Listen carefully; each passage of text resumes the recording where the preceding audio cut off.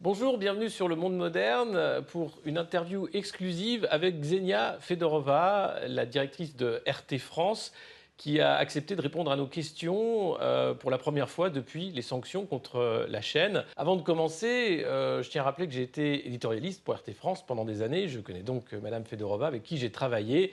Et merci Xenia d'être avec nous. Alors, la première question, c'est sur les sanctions. Où est-ce qu'on en est aujourd'hui des sanctions contre RT France?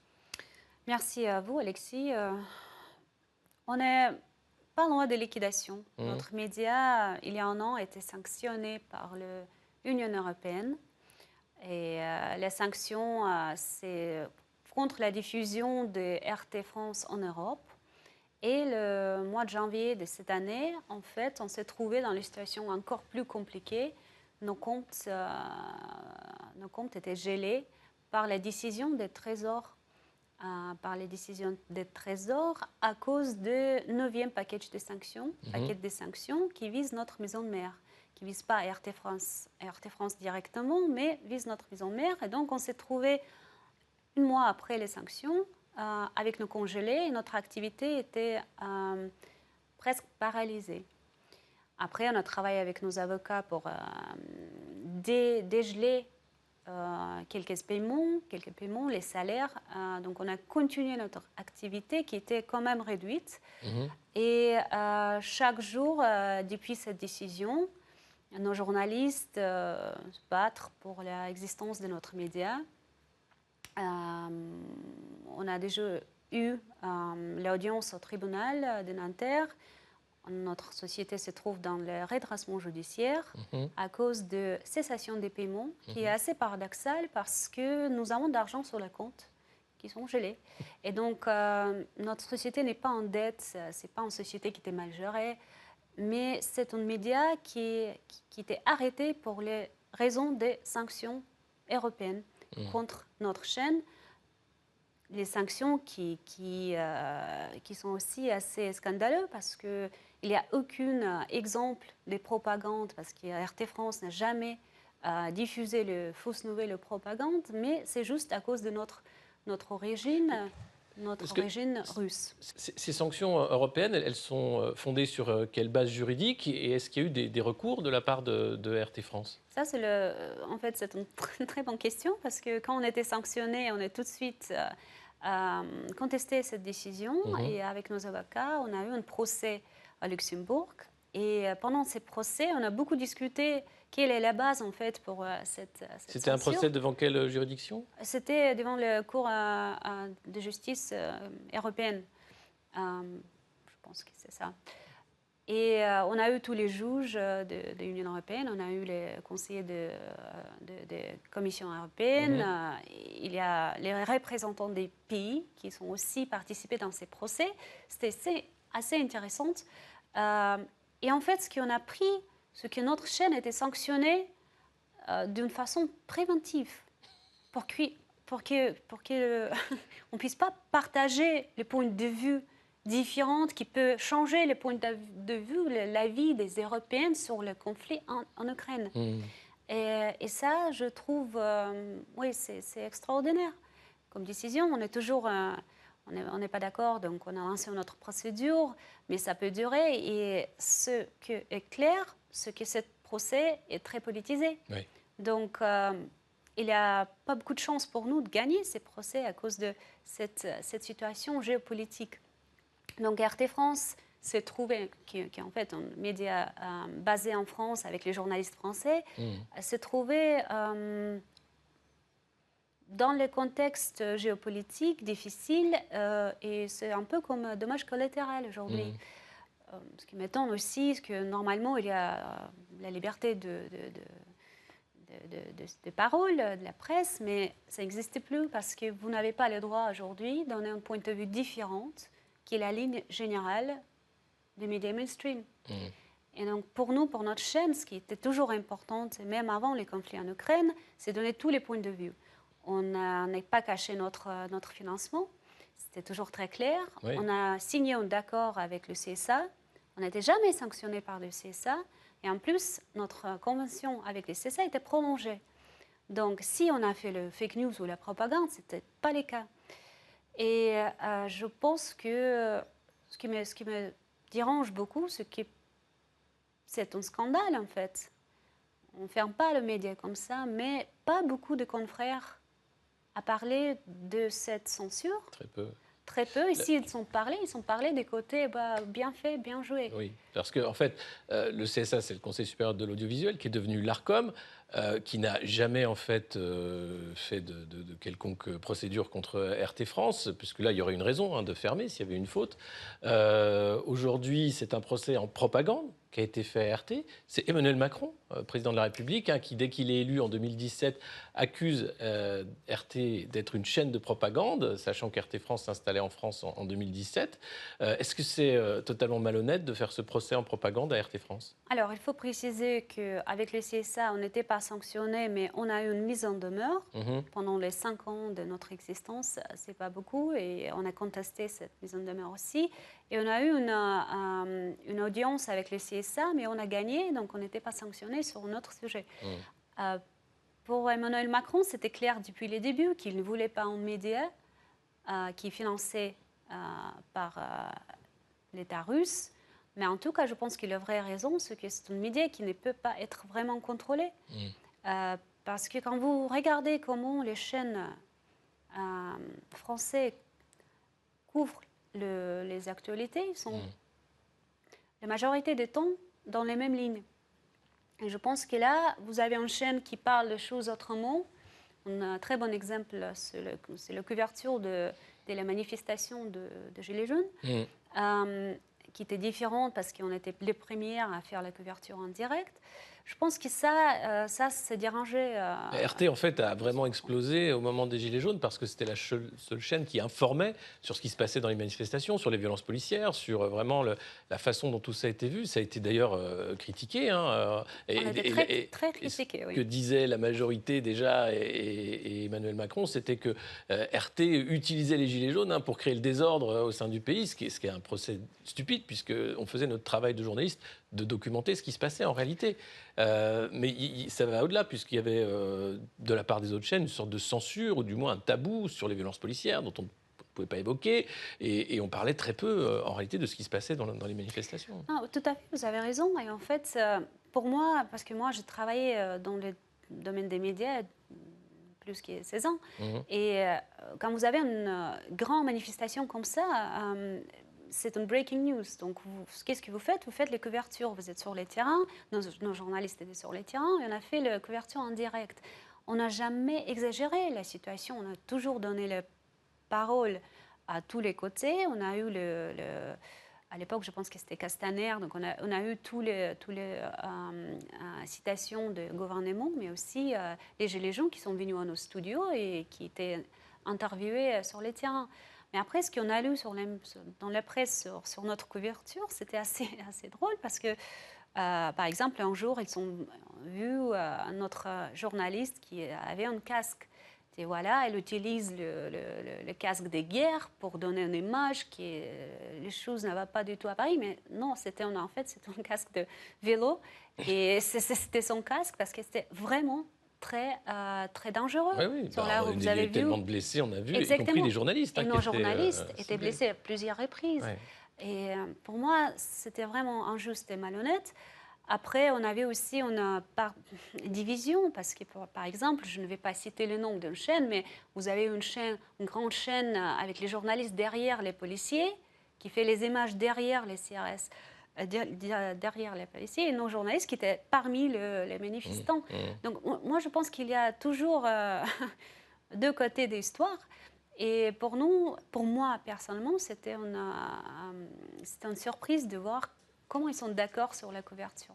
Une autre chose que je trouvais intéressante, j'étais invitée comme la présidente de la chaîne dans un rencontre avec les patrons des chaînes au CSA. À l'époque, c'était le CSA. Et c'était exactement pendant la crise des Gilets jaunes. Et le président des CSA a dit, voilà, il faut calmer le jeu avec les Gilets jaunes. Et moi, je trouvais ça extrêmement surprenant parce que on est journaliste, donc on a normalement le droit de faire la couverture librement, mais là, vous avez eu une façon de gentille direction comment on doit faire. Donc là, c'était le CSA qui convoquait les patrons de chaîne pour Oui. leur dire, pendant les Gilets jaunes, mollo, il ne faudrait pas que ça se voit, c'est ça. Comme on avait... Je pense que c'était le message, c'est comme ça que j'ai compris. Ouais. Je pense que l'idée, c'était que le média ne doit pas donner trop de couverture à ce mouvement parce que ça peut générer les problèmes pour tous les pays, quoi. Mais à mon avis, si vous êtes journaliste et vous êtes impartial, votre job, c'est faire la couverture honnêtement et donner tous les côtés, mais pas cacher les choses. Vous pouvez pas moi, ça me rappelle les propos de Céline Pigalle, qui était la directrice de l'info de BFM, qui disait qu'elle préférait aller dans le sens du gouvernement et pas trop non plus montrer les problèmes parce que ça crée des tensions sociales. Exactement. Donc c'est des chaînes qui sont là aussi pour assurer un certain contrôle social d'une certaine façon. Et RT, dans le paysage audiovisuel français, en fait, on était un peu les chiens fous, l'électron libre, qui est visiblement dangereux pour le pouvoir. Enfin, au moins pas dangereux, mais gênant. Exactement, parce qu'on a suivi notre instinct journalistique, donc on a fait ce qu'on pensait chaque journaliste doit faire. Ce que je trouve important, je pense que grâce à nous, et c'est peut-être pas très modeste, mais c'est grâce à nous, je pense que les chaînes étaient obligées quand même à couvrir ce mouvement. Et je trouvais qu'on a élevé un peu le standard journalistique. Oui, puis il était obligé de parler, il ne pouvait pas cacher. Parler des violences policières aussi, voilà, qui étaient extrêmement importantes. Mais alors, c'est vrai que souvent on parle de la liberté de la presse en France, et à chaque fois quand on dit qu'on travaille pour RT, on dit « t'as qu'à aller en Russie ». C'est comment la liberté de la presse en Russie ? Vous savez, c'est drôle parce que chaque fois, j'ai entendu la même argumentation. Mais vous, à Russie, vous n'êtes pas libre, vous n'avez pas le... Écoutez, moi, je vu les chaînes comme BBC, Deutsche Welle, RFI, pas une chaîne, mais plutôt radio et site, en russe, librement critiquer Vladimir Poutine depuis des années. Et aujourd'hui, à ma connaissance, les journalistes français sont toujours pas interdits. Il n'y a pas de mesure équivalente en Russie d'interdiction de chaînes étrangères ? Pas encore. Donc j'imagine qu'après tout ce qui est passé ici avec RT en Europe, j'imagine qu'on aura les mesures réciproques, miroirs, comme on dit. Et donc c'est générer les problèmes aussi pour les journalistes étrangers en Russie. Mais jusqu'à ce moment-là, personne n'était interdit. Pour aller à briefing des Zakharova, le porte-parole du ministère des Affaires étrangères, on n'était jamais, pas seulement invité, on était interdite d'aller ou d'interviewer les ministères. Les ministres, RT France, ici, oui, c'était persona non grata sur tous les points de presse. Exactement. Et c'était fait par une décision à Élysée. Donc c'était clair. Moi, je suis allée pour les conférences de presse de M. Macron et Vladimir Poutine. À l'époque, c'était moi qui posais les questions. Est-ce que le journaliste peut exercer librement son métier ? Et voilà, on a entendu qu'en fait, on a une chaîne de propagande. Et c'était avant la crise en Ukraine. C'était même avant le lancement de la chaîne. On était avant les Gilets jaunes, bien sûr. Et avant les Gilets jaunes. Donc c'était très clair qu'on n'est pas bienvenus. C'était important de se voir, mais on a quand même... On a quand même continué de travailler, on a diffusé sur les réseaux sociaux et on est devenu assez visible. La rédaction de RT France, c'était des journalistes avec une carte de presse française, Absolument. Français. Oui. Combien de journalistes travaillaient au plus haut de la rédaction ? Oui, à l'époque, tous ensemble, sans équipe technique, mais aussi avec les partis administration, on était à 160. Aujourd'hui, on a 113. Avec tout ce qui nous est arrivé, il y a quelques journalistes qui sont partis. 70 journalistes aujourd'hui. Malheureusement, sans carte de presse. Parce que la commission des cartes de presse a décidé que les journalistes d'RT France n'ont pas le droit de s'appeler journalistes. Okay. En fait, nous avons les journalistes qui ont travaillé avant RT France avec une ancienneté assez impressionnante. Ils ne sont plus les journalistes. Seulement à cause des choix qui sont faits. Et moi, je veux juste ajouter une chose. À mon avis, c'est extrêmement important de continuer à travailler spécialement quand vous avez un conflit comme ça, travailler et donner tous les points de vue disponibles. Parce que si vous êtes seulement dans un côté du conflit, vous n'allez jamais avoir une image générale, une Oui, mais image tout complète. le procès fait à RT, c'était justement de dire vous faites de la propagande. Par exemple, vous n'avez pas le droit de dire que c'est la guerre en Ukraine. Vous avez Oui, parlé d'opération spéciale. exactement. Vous cachez ce qui se passe. C'est vrai ça ou pas? Non, c'est pas vrai. Mais c'était utilisé par tous les médias. En fait, c'était repris par tous les médias pour donner une image qu'en fait, on fait le propagande pro-russe. Mais la vérité, c'est que c'est vrai qu'on est coupable de donner la parole de la Russie pendant cette crise géopolitique. Mais on a aussi donné la parole d'Ukraine, de Zelensky, des dirigeantes européennes, des Américains, d'OTAN. Donc, tous ces jours qui ont été en l'antenne, on a continué à donner tous les côtés et on a utilisé tous les termes, tous les mots qui étaient utilisés à ces moments-là. Parce que l'opération militaire, c'était utilisé par les Russes, par les ministères de la Défense. C'était reprise par beaucoup de médias à l'époque, pas seulement RT France, c'est utilisé par beaucoup de médias européens. La guerre, c'était utilisé par, bien sûr, Europe et Amérique. Donc, on a utilisé tous les mots. On a eu des experts de chaque côté. On a eu le vrai débat. Mais le BD ne va pas vous dire ça aujourd'hui. Ils vont dire seulement, ils vont couper les images avec les experts qui étaient plutôt équilibrés sur le sujet, qui n'étaient pas contre pro-russe, mais aussi pas contre la Russie. Donc, ils vont vous dire, voilà, elles sont faites, qu'est-ce ça? Et ça, c'est vraiment dommage parce que ce n'est pas vrai. Et à mon avis, ce qu'on voit aujourd'hui sur la couverture de l'Ukraine ou de crise énergétique, ou même les crises Covid, vous avez eu qu'une côté de l'histoire. Vous n'avez pas eu l'image alternative. Ça fait écho un peu à ce qui s'est passé avec le Covid. Enfin, on sent qu'il y a une volonté de censure, de non-débat. Hein. C'est-à-dire qu'il faut qu'il y ait une version officielle.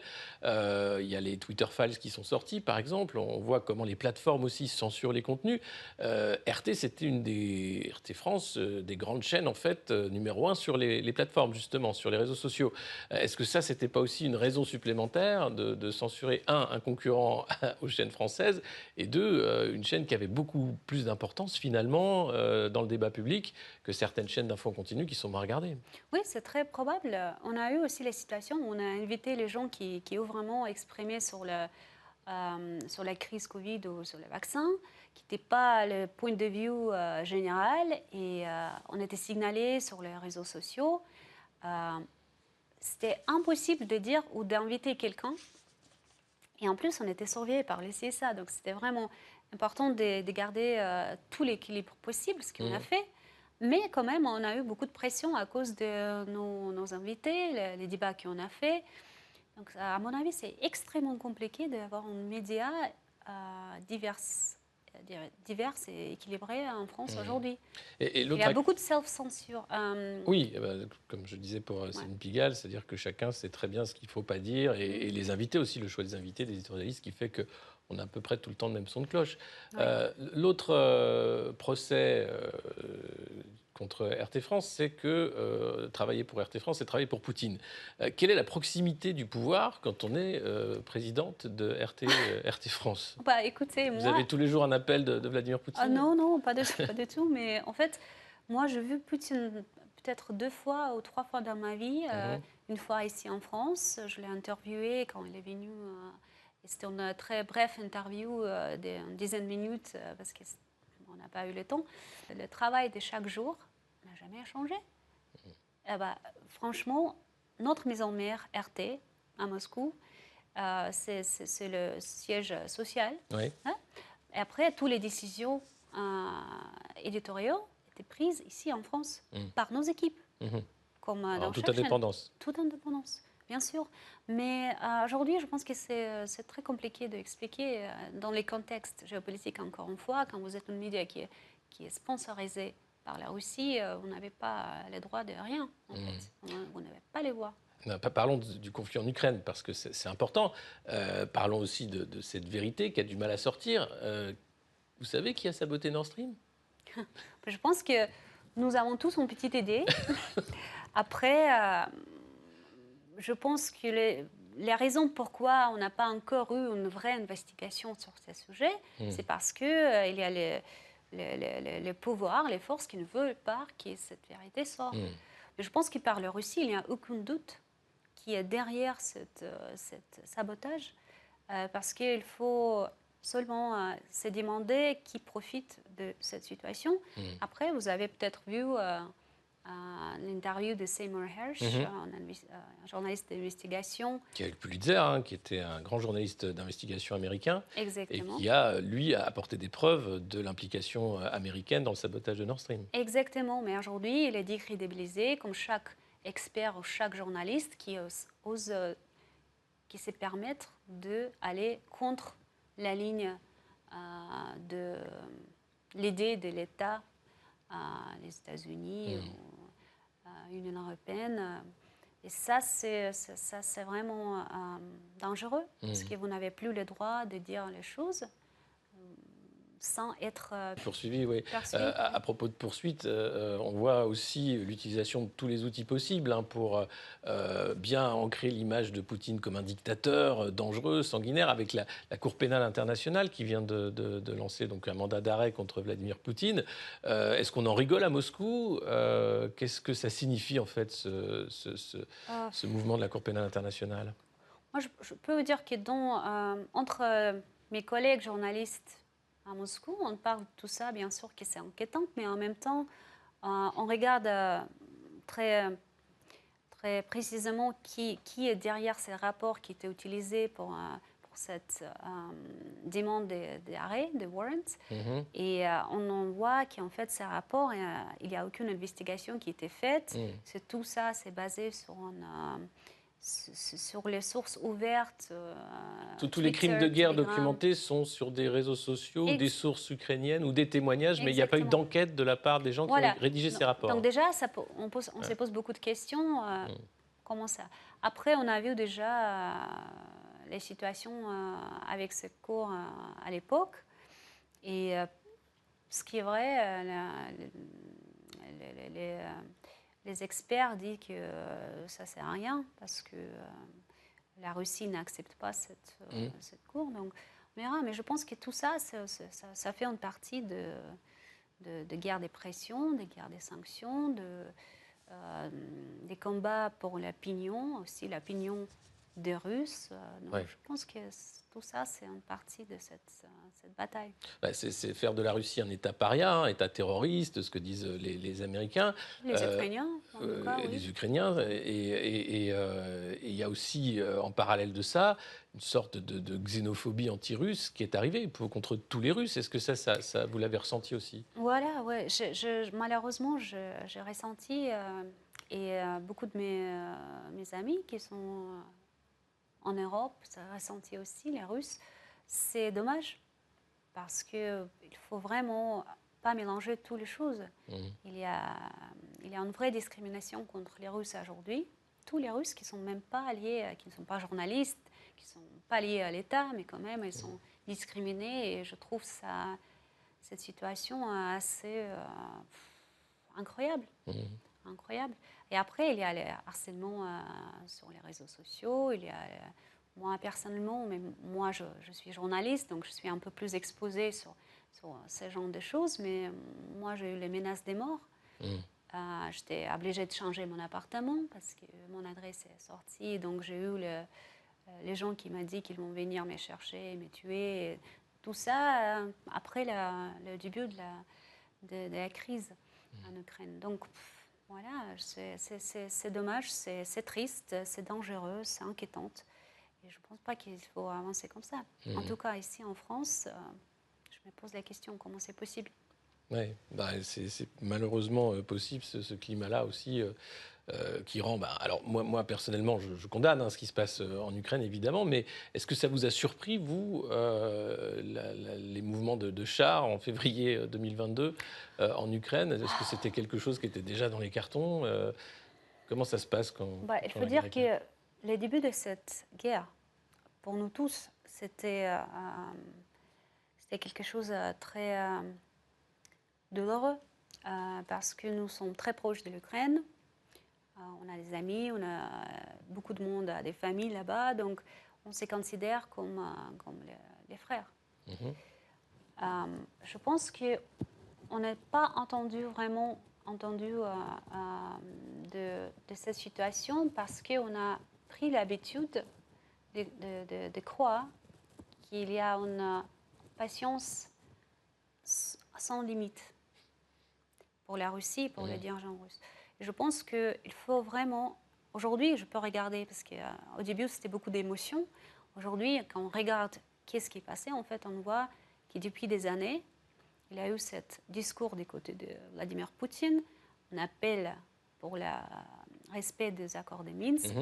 Aujourd'hui, on sait que les accords de Minsk, c'était jamais une idée de les respecter. En fait, non, c'était pas sérieux. C'était en fait une façon de gagner le temps pour renforcer l'armée ukrainienne, pour les préparer.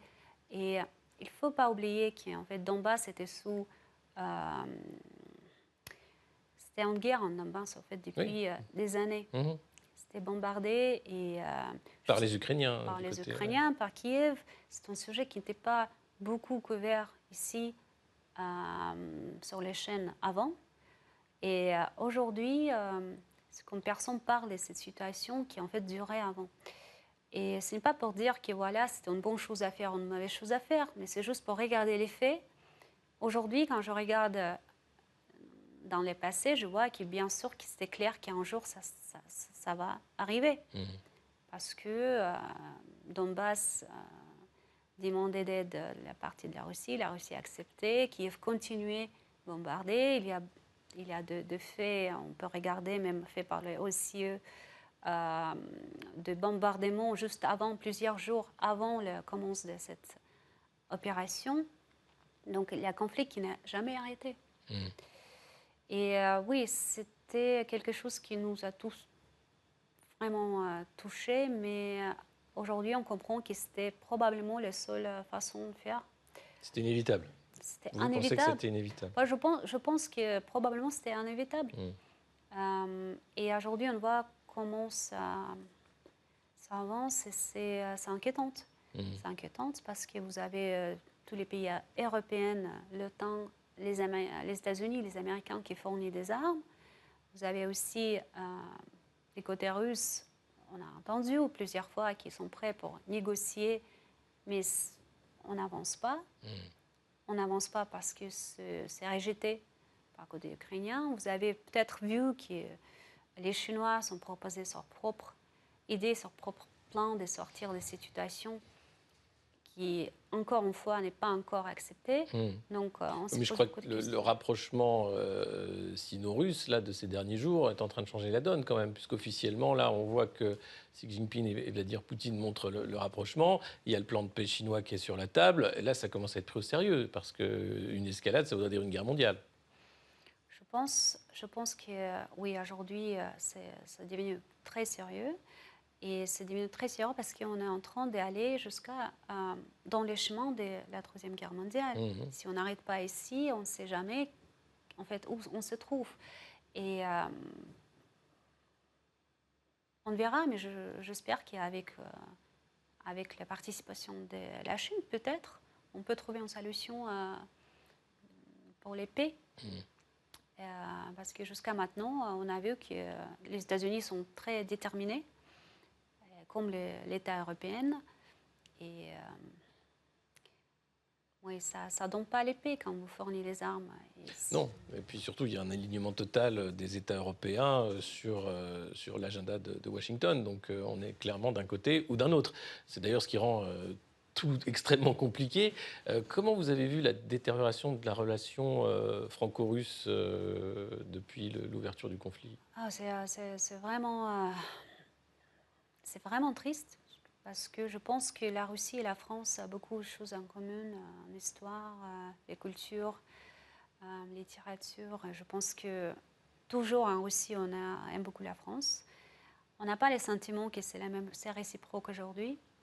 Donc pour moi, il y a un problème et je ne sais pas si on peut arriver dans l'état de cette relation amicale dans le futur proche. Mais il faut essayer, parce que je pense que, pour moi, je ne pense pas que les Français veulent la guerre avec la Russie. Je ne pense pas toujours. Je pense que vous avez les experts qui vous disent qu'ils sont prêts pour aller combattre contre la Russie, mais je ne pense pas que c'est les sentiments, et j'espère que ce n'est pas les sentiments de tous les Français. Je pense que, vous savez, moi, comme une Russe, et parce que nous tous, chaque famille participait dans la guerre, deuxième guerre mondiale, on n'a pas oublié ce qui est passé, on ne veut pas la guerre. Et je pense que c'est un peu le même sentiment pour les Français. Et encore une fois, je ne vois pas la logique d'aller contre la Russie, fournir les armes, les chars, les avions, peut-être aussi les armes nucléaires. Ça ne va pas gagner les paix. Aujourd'hui, la France entraîne des pilotes sur des Mirage 2000 français. Il y a les chars, bien sûr, qui sont livrés. Enfin, on est toujours dans une logique d'escalade, même si Emmanuel Macron, au début du conflit, essayait de voir ce qu'il pouvait faire. Pourquoi il était reçu comme ça à Moscou, avec cette grande table, de cette façon-là? Je ne peux pas vous dire exactement pourquoi. Ça peut être pour les raisons sanitaires. Peut-être c'est une autre chose. Mais à mon avis, Emmanuel Macron a eu une porte ouverte. Il pouvait devenir un peacemaker, un négociateur de paix.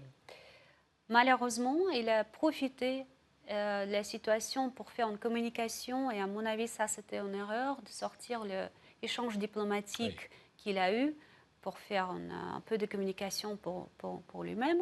Et je pense que ça, c'était la fin de... c'est juste mon point de vue personnel. Mais est-ce que après la révélation de ces échanges diplomatiques, Emmanuel Macron n'a plus été pris du tout au sérieux par le pouvoir russe? Moi, je pense pas que la porte est complètement fermée. Donc, si il y a un échange, je suis sûre qu'il sera écouté, mais je ne pense pas qu'il y a une vraie confiance aujourd'hui. Et ça, c'est clair. Et je pense que la confiance est perdue aussi à cause de ce livrement d'armement. Et qu'est-ce que vous pensez actuellement de l'état de la France? Moi, j'ai beaucoup de questions sur le sujet. Je ne vois pas comment votre pays profite de cette situation. Par exemple, si je regarde l'image globale, je vois comment les États-Unis profitent de cette situation. Chaque fois, il y a un problème économique dans l'économie américaine, il y a une guerre. Donc, je comprends. Mais aujourd'hui, avec votre pays, déjà, il y a une inflation, une crise énergétique. Les Français paient énormément pour l'électricité. Tout ça, je me pose la question. Et c'est très triste, parce que je pense qu'il y a... Bref, j'ai l'impression que ce n'est pas dans les meilleurs intérêts des Français ce qui se passe aujourd'hui. Après, bien sûr, la question des retraites, c'est impressionnant de voir ce genre de manifestations, de révoltes. Est-ce que ça va donner quelque chose? Je ne sais pas. Mais en tout cas, je pense que tout le monde regarde aujourd'hui et se pose la question, est-ce que le peuple va gagner contre cette réforme ou pas? Je ne sais pas. Mais c'est vraiment triste, et il y a beaucoup d'inquiétudes, je pense, parmi les Français pour la future. Et c'est normal, il faut se poser les questions, parce que quand même, c'est une période très difficile. Et en Russie, est-ce que les sanctions, alors les sanctions, elles impactent directement RT France et les médias, mais est-ce qu'il y a d'autres impacts de ces sanctions qui sont visibles? Est-ce qu'il y a aussi des difficultés en Russie? Il faut bien sûr qu'il y a des difficultés en Russie, c'est normal.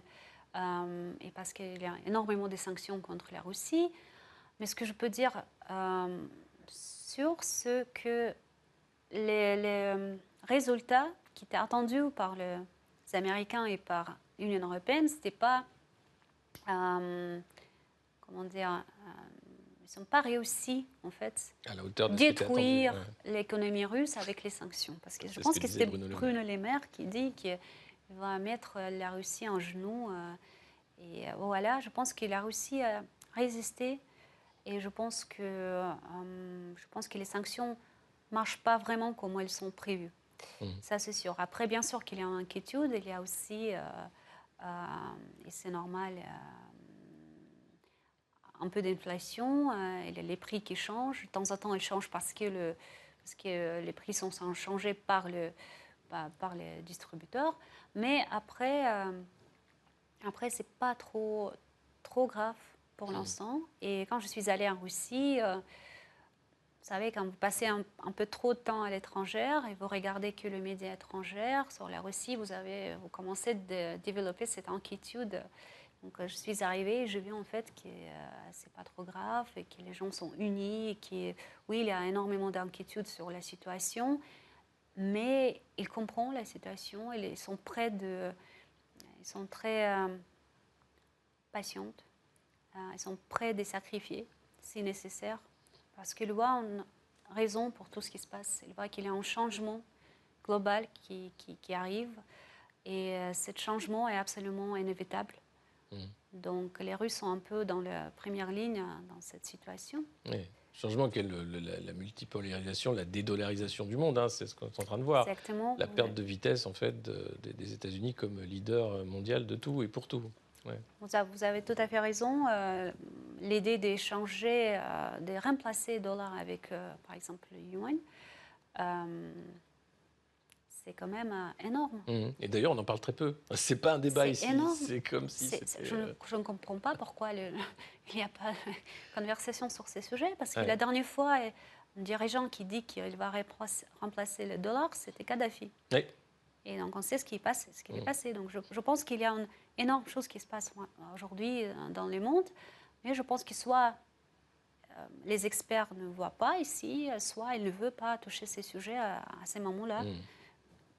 Il y a un autre sujet important. RT France, c'est une chaîne francophone qui parlait pas seulement aux Français, mais aussi à tous les francophones, et notamment en Afrique. Oui. Et aujourd'hui, on voit bien que la France perd énormément d'influence en Afrique. Emmanuel Macron rentre d'une tournée africaine qui ne s'est pas forcément très bien passée. On voit de plus en plus de dirigeants africains rejetant la main tendue des Français en disant ça suffit, on a déjà donné. La Russie, par contre, ça fait des années qu'elle investit en Afrique, comme la Chine d'ailleurs. Est-ce que RT France peut renaître en Afrique, puisqu'il n'y a pas de sanctions là-bas? Alors, pour la Russie, je pense que le lien avec l'Afrique, ça date des années de l'Union soviétique. Parce qu'on a eu beaucoup d'échanges avec les pays africains. Ils sont venus pour faire les études à Moscou, au virus. Donc je pense qu'il y a un respect pour l'Afrique. Et c'est une legacy, ça date de l'Union soviétique. Et là, le russe qui va être enseigné en Égypte aussi, il y a eu un accord qui a été fait avec le ministère de l'Éducation égyptien. Enfin, il y a aussi une vraie influence. Voilà. Ce que je veux dire, qu'en fait, les relations avec l'Afrique, ça n'a pas commencé après le conflit en Ukraine. Non, bien sûr que non. Ça date et ça dure. Après, c'est vrai que la France aussi, son propre influence dans le continent africain, qui est en train de perdre cette influence. Et je pense que ce n'est pas à cause de la Russie ou la Chine, c'est à cause des politiques étrangères vis-à-vis de ces pays-là africains. Pour RT France, on était déjà diffusé en Afrique à l'époque. Aujourd'hui, c'est notre presque seul marché de diffusion parce qu'on était interdite en Europe, sauf la Suisse. Parce qu'en Suisse, ils pensent qu'il y a quand même une liberté d'expression. Donc notre chaîne n'était pas interdite en Suisse, on est toujours visible. Et pour RT France, on est visible aujourd'hui et on a une audience assez grande. Le problème, c'est que si on n'arrive pas à survivre et notre média ici en France sera fermé, liquidé à cause de cette sanction, cessation des paiements, même si on a d'argent sur la compte aujourd'hui, je pense que RT France ne va plus diffuser en Afrique. Par contre, RT va continuer à diffuser en français en Afrique. Ça ne va pas arrêter notre contenu d'être produit probablement depuis Moscou, comme ça marche aujourd'hui pour tous les autres chaînes RT, en arabe, en espagnol, en allemagne. Donc pour moi, oui, on va continuer à produire les contenus parce que c'est un marché très important. Et en plus, notre contenu, il est en grande demande. Parce qu'aujourd'hui, ce que je veux, les Africains ne sont pas toujours très contents avec le média français qui sont présents sur le sol africain. Donc, je pense qu'en tout cas, sur les sujets géopolitiques internationaux, il faut avoir plusieurs sources. Je pense que RT va rester une source alternative pour les sujets internationaux un minimum. Y compris pour les francophones. Exactement, oui. Et... Mais aussi pour anglophones. Oui, parce qu'on a aussi une chaîne en anglais, donc je pense que pour anglophones aussi. Qu'est-ce qui fait aujourd'hui, quel est votre avenir professionnel une fois la chaîne fermée quelle image vous allez garder de la France après toutes ces années passées et au-delà, bien sûr, du conflit? C'est une très bonne question, Alexis, mais je pense que je ne vais pas les répondre tout de suite. Je pense que je vais donner un peu de temps pour avoir une vraie image de la France, parce que j'ai beaucoup d'espoir. Je connais aussi les Français qui sont très patriotes et qui ne sont pas du tout fermés. Pas tous les mondes sont comme les experts de LC, sur le plateau de LC, donc pas tous les mondes demandent des arrêts de tous les Russes. Et je pense qu'on a un espoir que ça peut un jour améliorer. Après, c'est vrai que j'ai beaucoup d'expérience travaillé dans les domaines des médias ici en France.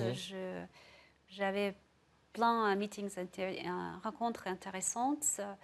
Je pense que je vais peut-être écrire un livre sur mon expérience des 700 ans, nos échanges avec l'Élysée, Emmanuel Macron. Je pense que le CSA, tout ce que vous avez évoqué un peu dans cette interview, mais de manière un peu plus poussée dans un livre. Oui, mais je pense qu'il y a pas mal de choses intéressantes que je voudrais partager, mais on verra, bien sûr.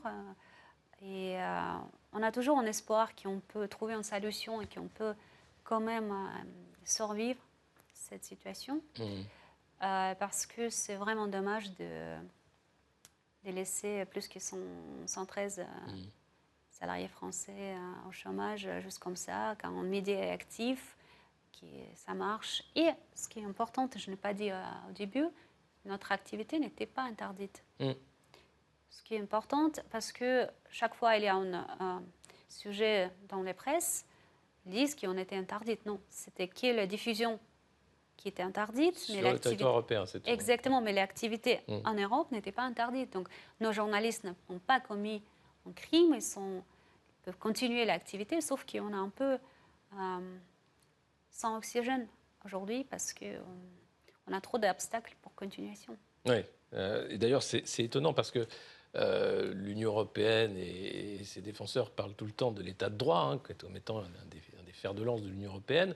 Il y a la charte fondamentale des droits européens et dedans il y a la liberté de la presse et la liberté d'opinion sur tout support.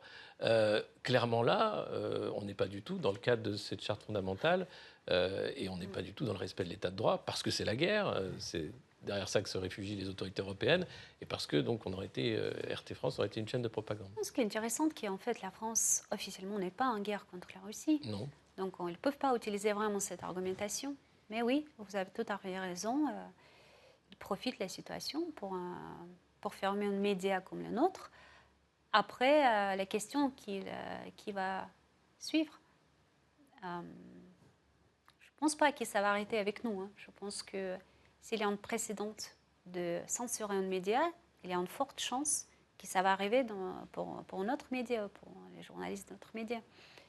Donc, c'est vraiment dangereux, à mon avis, pour la liberté de presse. Et qu'est-ce que vous avez pensé du silence des confrères, des autres médias qui ont finalement fait le dos rond ou qui étaient très contents de voir RT France fermée? Qu'est-ce que vous avez pensé de l'attitude des journalistes français par rapport à ça? Vous savez, je n'étais pas surprise parce que déjà la queue était assez froide. On a été attaqué depuis le début par les médias français. Après, je trouvais que c'est quand même scandaleux. Les seules façons de faire la couverture, c'était pour dire, voilà, finalement, ils sont fermés.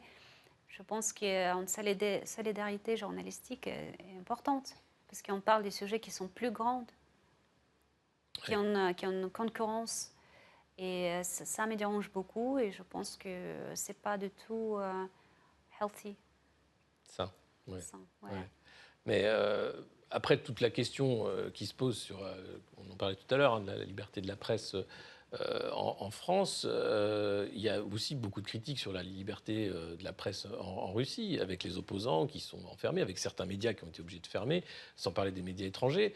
Est-ce qu'il n'y a pas là, finalement, la porte ouverte pour que l'Europe puisse faire ce genre de mesures, en disant, bah, écoutez, puisque vous faites ça chez vous, on fait ça chez nous. Oui, mais c'est un peu comme whataboutism. Mmh. Vous savez, oui, on peut discuter ce qui ne marche pas du tout en Russie, mais ça ne change pas grand-chose pour votre pays. Parce qu'en fait, oui, la Russie, ce n'est pas la même façon de démocratie comme les vôtres. C'est assez jeune dans ce sens parce que, bref, c'est jeune. Et ce que je trouve étonnant, c'est que là, moi, j'ai toujours pensé que la France est le pays plus libre. Quand je suis arrivée, j'avais cette naïveté, peut-être, que tout marche bien en France, qu'il y a la liberté de parole, speech, freedom of speech, tout ça. Mais en fait, je suis tombée sur les deux poids de mesure, la hypocrisie, la censure, les choses, je suis désolée, mais franchement, c'était impressionnant. J'étais choquée par les choses que j'ai découvertes. Parce que quand vous êtes en Russie, avec le legacy de l'Union soviétique, parce qu'on a eu les bonnes choses, mais les mauvaises choses aussi, par exemple, les Russes sont un peu vaccinés contre la propagande, parce que on a l'habitude de ne pas croire vraiment ce qu'on voit, hein, parce que, à cause de l'histoire un peu soviétique. Voilà. Donc, ici, c'est quand même intéressant parce que les gens n'ont pas vraiment un esprit critique. Ben, ils l'ont eu à une certaine époque, on va dire, mais c'est vrai qu'aujourd'hui, si on regarde la façon dont certains policiers traitent les manifestants, si on regarde le bilan humain des Gilets jaunes, c'est catastrophique. C'est pas du tout acceptable dans une démocratie. Et pourtant, ça a été couvert et accepté avec la difficulté de parler des violences policières, la difficulté de mettre sur le tapis ce bilan qui est catastrophique, en fait. Oui, encore une fois, je pense que c'est très hypocrite parce que quand vous avez eu la manifestation à Moscou et les violences policières étaient couvertes par tous les chaînes françaises, et imaginez-vous si les gens commençaient à perdre les yeux, les choses comme ça. Par contre, ici, ça marche. Arrestation sommaire aussi, Arrestation, les gardes à vue mutilation, arbitraires. Ouais. et c'est OK. Et c'est démocratique, apparemment. Ces sanctions, est-ce que ce climat un peu russophobe a changé votre amour de la France? Ah, c'est une question profonde. Non, non. Je suis devenue très triste, mais ce n'est pas changé cet amour profond que j'avais pour la France, parce que je pense que la France est plus grande que cette situation particulière maintenant. Et j'ai essayé de regarder plus loin. Et comme je vous ai dit, je connais les gens, les Français qui sont avec l'esprit ouvert et qui pensent différemment, pas seulement comme les experts sur les plateaux des chaînes journalistes français. Donc pour moi, il y a toujours un espoir et j'espère que la France va réussir de sortir cette situation assez compliquée et nous tous, nous allons avoir une chance de ne pas se trouver dans une guerre mondiale qui sera un cauchemar et qui sera terrible, c'est sûr. Il n'y a pas de gagnant dans cette guerre. Aucun, non, jamais, jamais la guerre. Merci beaucoup, Ksenia Fedorova. Merci. Vous êtes sur Le Monde Moderne. Merci d'avoir suivi cette interview. N'hésitez pas à vous abonner et à suivre notre chaîne. Aussi, partager, bien sûr, cette vidéo qui, je l'espère, va intéresser beaucoup de spectateurs ici en France, en Russie et ailleurs. À bientôt. Merci.